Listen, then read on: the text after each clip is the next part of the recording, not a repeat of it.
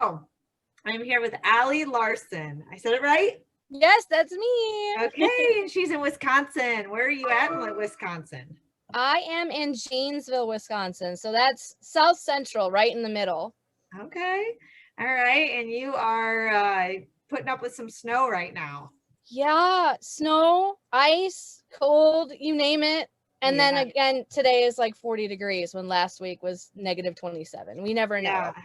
And it's supposed to be really warm this weekend for us.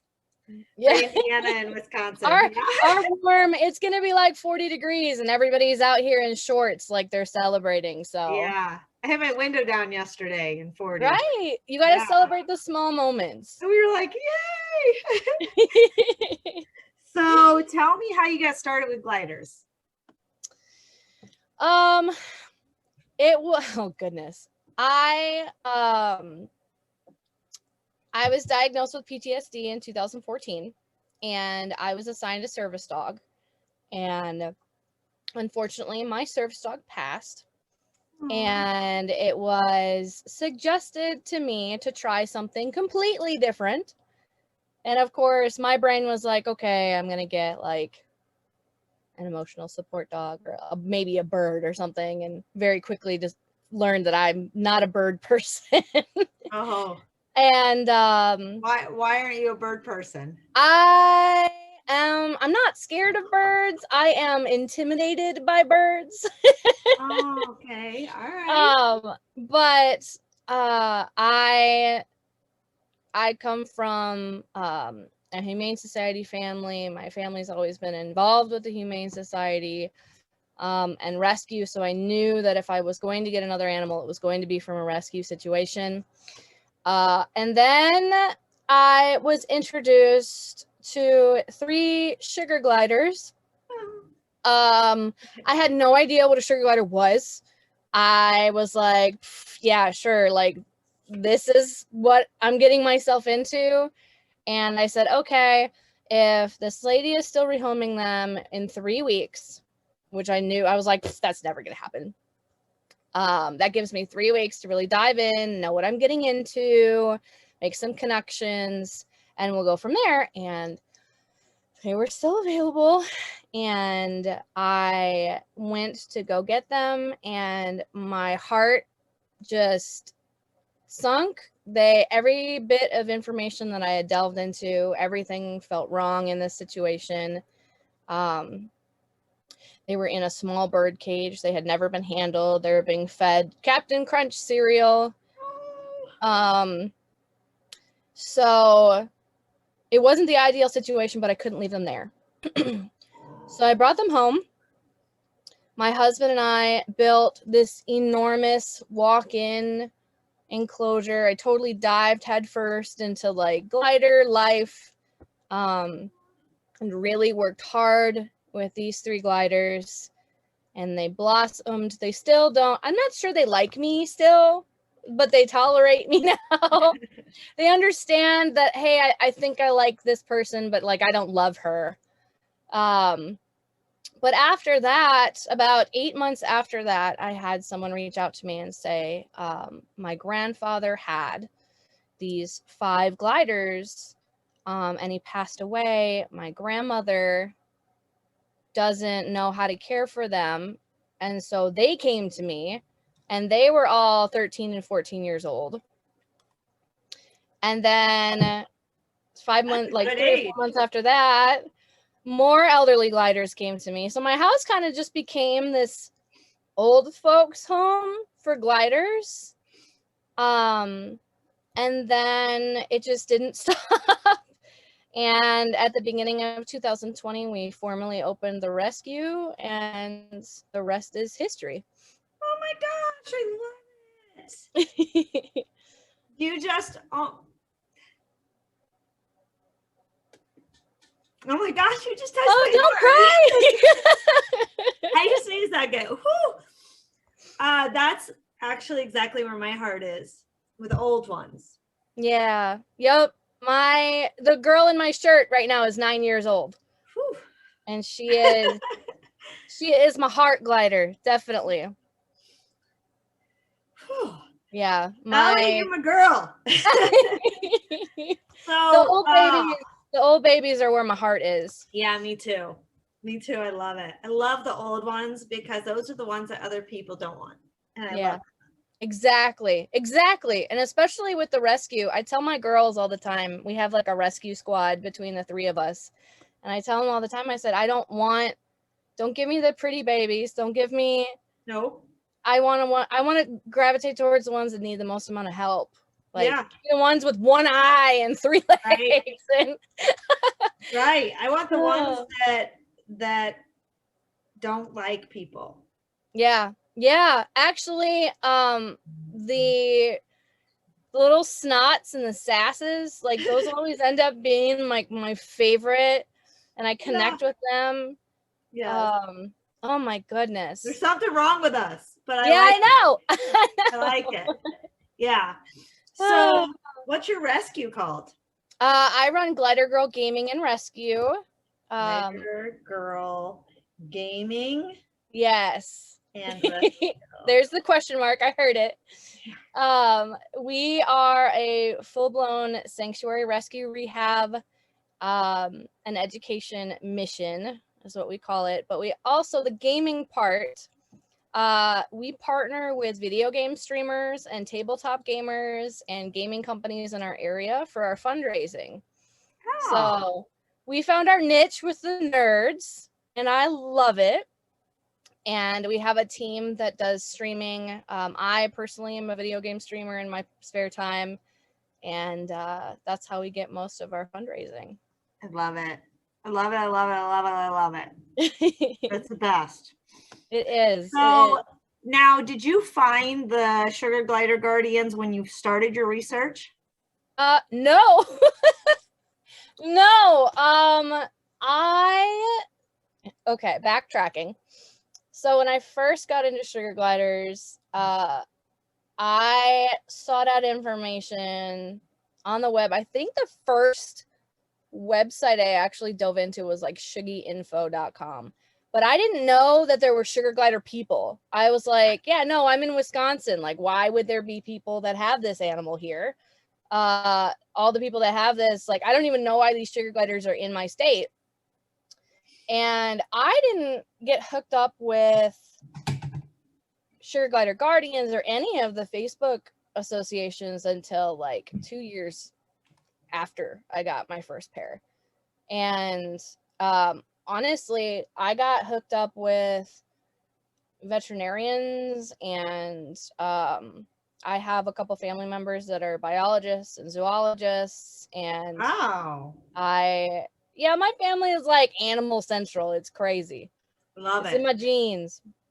But yeah, I attended like a crafting meetup in my state, and the woman that was leading it was like, hey, you need to get hooked up with the Facebook groups. And I was like, what do you mean Facebook groups? And then I joined them all. And then I joined Guardians and got, it was actually really like an instant thing. I joined Guardians, I think in November of 2019. And then, of course, I was rescuing then. And then January 1st, we opened up. We're like, yep, this is what we're doing. My husband and I sat down. We're like, this is going to be our life now. And I got a call from Alea like a week after that, or sometime around then, that was like, hey, are you anywhere near Minnesota? And I was like, yeah. And she's like, cool, there's 35 gliders that need rescue in Minnesota. Oh, wow. So that was my first like big giant rescue, and that was the big 34. And that's how I was immediately immersed in Guardians. Immediately. Oh my gosh. Like, so how many gliders do you have? We have 27 in Sanctuary. I have 8 of my own, and then we have the rest of them are in rescue and rehab right now. So I think I have 42.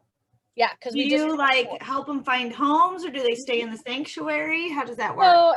So we don't adopt out anybody over 8 years old.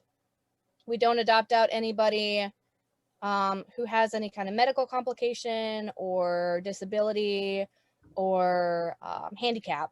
So we have some of the gliders that we have currently in Sanctuary are metabolic bone disease, epilepsy, traumatic brain injury, blind, neurologically compromised. Trying to think of who else is in there. Severe injuries. We have a little boy that came to us that has a severe laceration from a leash. And he is incredibly untrusting of people. Severe neglect cases that we're still teaching him that people are good. And then I have my personal gliders, which are 2 of those original 3, and a spattering of beautiful babies that came in for rescue that I couldn't part with. Aww. Aw, that's so sweet. Well, thank you so much for all you do. Oh, bless you. Absolutely. I mean, you just warm my heart with the old glider talk. Oh man, the old babies are the best though. I feel like when you have like Dash is my shirt. She is an impeccable judge of character. She hold on, I'll get her out. Hold on. Let me see Dash. Come here, sleepy baby. How old is she? She's 9. She's 9. She's completely blind and she's neurologically compromised. Hi, sweet baby. She's a little oldest whatever was. Oh, Dash. Hi, Dash. What are you doing, you sweet baby? She's like, why'd you wake me up, Mom? What's going on? She is. If anybody in the glider community has met me in person, they've also met Dashie. Oh my gosh. She is. Want to stay out here, huh? Yeah. She's okay. like, no. I got one that looks a lot like her, but it's not blind. Yeah, she was the victim of galvanized poisoning as a Joey.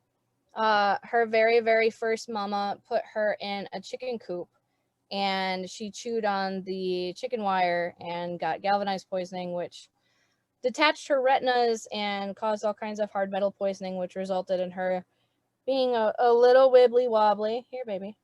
But she is the absolute biggest love ever.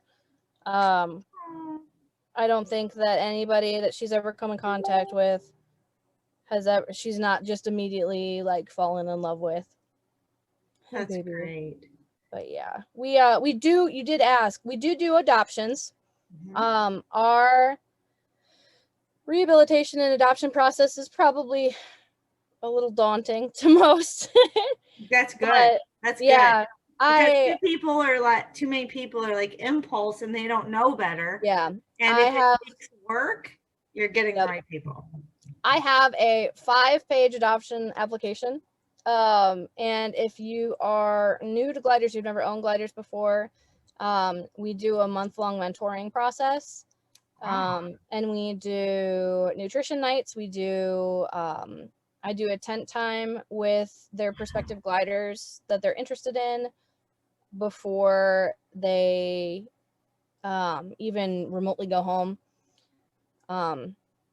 Just to judge, like, you can love gliders as much as you want. Like, that's awesome if you're passionate about them, but if you have launching a glider at your face, it gets you like that first real world experience, and judging that and judging the person's reaction tells me a lot about, like, okay, how are you going to be as an owner? I remember the first time I got one right on the face. Yep. Oh my gosh, it was so fun. I was just like, okay, this is okay. And then you just pull their little nails out of your face.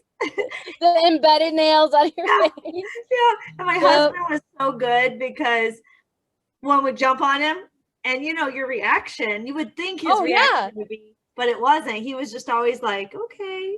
Yep. It's just, you can gauge that reaction from a person, like, okay, there's an animal on my face. Yeah, we have my Apollo is a face splooter, and he loves my glasses, and he wants to sit like right on the edge of my glasses at all times. So I love it. I love it. Love it. Oh, so one thing I'm gonna miss when I don't have gliders one day is all the scratches. Yeah, the tiny little Well, I wear a jacket most of the time, but the second that they get in my jacket and start scrolling down, roll over in my chest. I'm always here. My gliders that hang with me the most like to sit in my shoulder, so like right around where my bra strap hit my shoulder, it's like massive. Mine like that area in the back. Yes, that nobody can reach except for them. How do they know? I don't know, dude. It's like, hey, you can't get me here. Like, I know, that's fine. So good. That's so funny. That is so good. So you're going to send me the information so I can post it with it, and I'm going to keep it, because when I'm mentoring, I get a lot of people asking for rescues versus breed, new babies or whatever. Yeah. Well, and I should note, like, we submitted our 501c3 paperwork in December. So we are on the page, on the path to being officially 501c3 certified. Yay! But of course, with COVID, everything is so slow. Yes, it is. It is so slow. But you're the real deal. I try to be. I sincerely, I can't talk about the rescue and not talk about my team. Not for clout or for anything else, but I have to say I do have the absolute best team when it comes to running this. Christy Barnes and Ashlyn Rice are my wingmen, my partners, my directors. They are absolutely fabulous. Now, are they in Sugar Glider Guardians too? They are, yeah, absolutely they are. Could you, when you send me the information, can you send me their names so that I tag them in the post? Absolutely. I'll give them props. My rescue would not be what it is without them. They are absolutely as important as I am when it comes to that. Honestly, I agree with that in everything. Like, to me, in my phone for my front desk lady at Remax, I call her Monica Office Boss. Because she's the one that runs the show. Yep. I mean, we may be the salespeople, but without her, I'm nothing. Yeah, I have driven. So of course you just do your taxes. So you have to figure out how many miles did I drive last year. We went 14,000 miles last year, and I promise you, like, I probably only did 400 miles by myself. The rest of it was I don't know how these girls put up with me. I always shove Ashlyn in the back passenger seat, and she's always got all kinds of crap all over her because our SUV is always jam-packed. Oh, that is great. I mean, you are so lucky to have that. They're awesome. Not only they're my emotional support, they're my best friends. They're fabulous. So if you had one piece of advice to give other glider owners, what's that one piece? Oh man, one piece. There's a lot of voices out there. Everybody's going to have an opinion. Everybody's going to have advice. Truly, when you are forging a relationship with a glider and people are giving you advice, take it, digest it, but understand that you and your glider are forging that relationship, and research is fabulous. Please take research-backed information to heart, but you are going to be forging that relationship with your glider. And any kind of judgment, any kind of teaching should be taken as that, as teaching. Don't take it personally. There's a lot of people who love these animals. I love these animals have absolutely changed my life. People make mistakes. As long as you have your animal's best interest in mind and you take the teaching to heart and you are doing what's best for your glider, you are going to thrive as a glider owner. I like it. That's my biggest piece of advice. Also, always keep yogis on hand. Always keep bribery, really bribery. Serious one, and always keep yogis. Always keep yogis on hand. That's so funny. Yeah. They're something else, I tell you. Everybody has, like, every glider has their own personalities, and you learning about, they're just like people. You learning about your glider is going to tell you, especially in a rescue situation. I might be speaking from my niche right now, but you have a glider who doesn't know you, who's scared, who doesn't recognize the scents or smells or anything, and is going to be reactive. Mm-hmm. I mean, you have to get to know that glider like you would get to know a person. Yep. And understand that sometimes there's trauma. Sometimes there's, to me, there's no such thing as a mean glider. That aggressive behavior or tendencies always comes from something deeper. Fear. And, yeah, fear, neglect, unfortunately. Which is fear. Yeah. It always goes back to fear because they don't understand and they don't know. Exactly. And you have to them, you're an animal that's 100 times their size. You're trying to make them feel comfortable, but us as humans trying to make something more comfortable isn't how they teach themselves how to be comfortable. So it's, you're inviting yourself into their world. You have to have nature, they're not going to go cuddle with a gorilla in the wild. Exactly. You know, they're going to hide or run or fight. And then they do that here, and people are like, it doesn't love me. And I'm like, let me help you understand. Once they understand, I feel like most people get it. But well, I think most people, especially like those that aren't attached to the exotics world or anything like that, they see a puppy, and of course a puppy, a dog, a kitten, their predisposition to just be like, I'm happy, woo, like I'm gonna love you because you love me, because that animal instinct is so present in how dogs raise their young or cats raise their kittens. Whereas with gliders, it's completely different.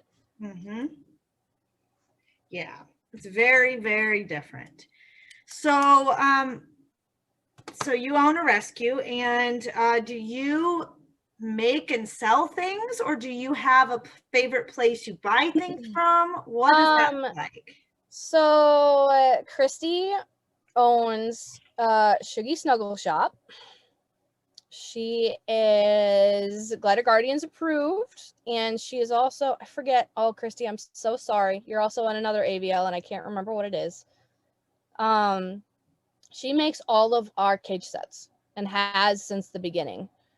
As for, oh my gosh, my toys come from everywhere. My toys come from White Oaks Gliders, Cordy's Castle. I guess she's Wild Little Monkeys. I make my own toys.